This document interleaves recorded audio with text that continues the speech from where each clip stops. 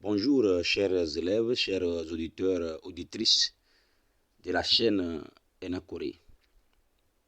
Donc, nous voulons continuer notre cours sur le commentaire composé. Et on était sur la démarche de préparation du commentaire composé, c'est-à-dire la démarche. Et on avait vu la dernière fois 2 points, c'est-à-dire la lecture attentive du test et du paratest.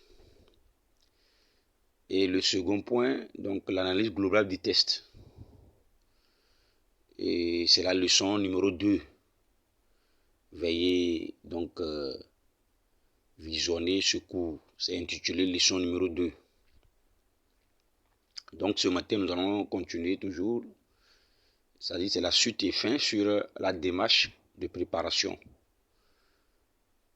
Le troisième point, c'est l'identification des différentes composantes du libellé. Et après le test, il y a une consigne qu'on donne en bas. Il y a une consigne. Donc un libellé accompagne généralement le test à commenter. Il se focalise sur 1, 2 ou 3 centres d'intérêt. Mais la plupart du temps, on donne 2 centres d'intérêt.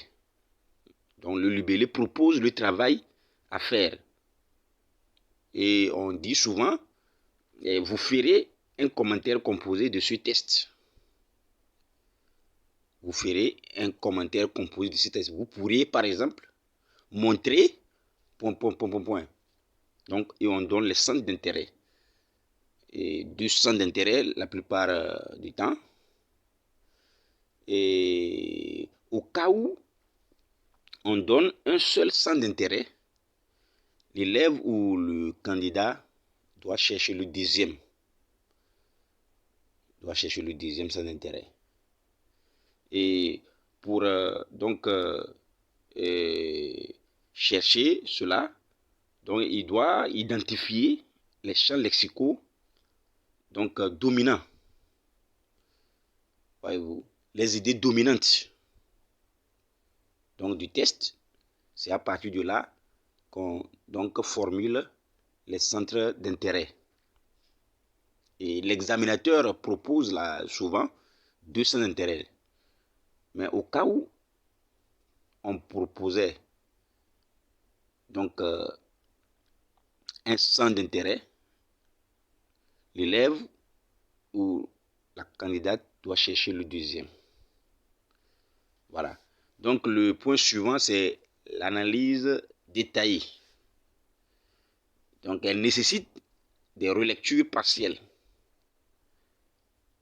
L'analyse se fait de façon linéaire en vue de dégager et d'interpréter les instruments d'analyse. Elle prend en compte les différents niveaux d'analyse, c'est-à-dire le niveau lexical, le niveau syntaxique, le niveau stylistique. Voilà, si c'est un poème par exemple, la mélodie, le rythme, les sonorités, les assonances, l'allitération et consorts. Voilà, si c'est donc dans le cadre des tests poétiques. Voilà. Et maintenant, bon, comme on parle de l'analyse détaillée, donc l'analyse détaillée là peut se faire sous la forme d'un tableau à 4 colonnes. Voilà.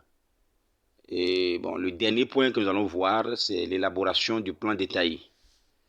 Le plan détaillé, donc, s'élabore suivant les centres d'intérêt. Ce sont les centres d'intérêt qui constituent les grandes parties du plan. Voyez-vous. Et chaque partie ou chaque centre d'intérêt peut avoir 2 ou 3, même voire 4 idées secondaires, appelées sous-parties. Voyez-vous. Donc, et le cours qui va suivre après, nous allons prendre le soin de détailler cela. Voilà, on les appelle des sous-parties. Voilà. Et ces sous-parties-là sont liées aussi, par des connecteurs logiques. les connecteurs logiques. Et maintenant, les grandes parties par des transitions. Voilà, il faut montrer donc que vous avez fini la première partie, ou bien le premier centre d'intérêt, et que vous voulez aborder le second centre d'intérêt, donc par la transition. Donc les parties et les sous-parties là du plan, donc détaillées, doivent être équilibrées aussi. Voilà, il faut donc équilibrer le devoir. Si par exemple au niveau du premier centre d'intérêt, vous avez fait 3 paragraphes, donc il faut donc nécessairement aussi au niveau du second centre d'intérêt faire 3 paragraphes. Voilà. Merci pour votre attention et nous sommes donc à l'écoute pour vos différentes donc, questions et vous pouvez donc nous écrire sur le numéro qui s'affiche en bas. Merci pour donc votre disponibilité et que Dieu vous bénisse. Bonne journée.